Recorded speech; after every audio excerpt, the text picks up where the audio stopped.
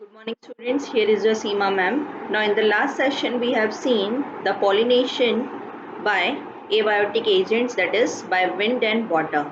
In this session we will see how pollination occurs by the biotic agents. Now we have seen earlier that pollination by biotic agents, that is how this pollination occurs, it occurs by the animals. Now there are different kind of animals which are responsible and which are helping the process of pollination. Among this, there are several kind of insects are there, bees, butterflies, and several kinds of birds are there. Above all this, there are many kinds of primates, for example, lemurs, reptiles, and lizards, and rodents. Also, they are responsible for helping the process of pollination. Now, among all these organisms, the insects, they are the most dominating pollinating agent, or you can say they are the most dominant pollinating biotic agents.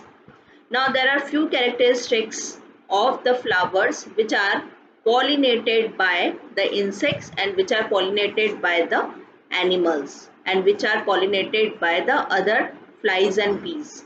So those flowers that are pollinated by the insects, they are having the specific kind of fragrance. They are producing very good amount of nectar. They are very much large flowers. So these are the characteristics of the flowers which are pollinated by the insects.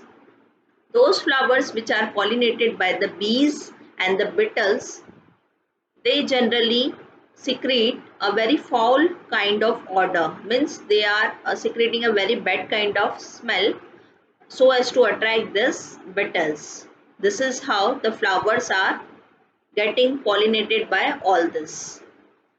And the flowers are means those flowers which are pollinated by the different kind of organism, they have the another kind of specific characteristics. Either they produce the sticky pollen grains, so this pollen grains gets stuck to the surface of the animal body, and when these animals they travel to a different distances, if their body get touched with the stigma surface, then the pollination process is carried out. So this is how pollination occurs. Now there are few exceptions are there. That is, one kind of flower is there, that is the amorphophallus flower, which is almost 6 feet long.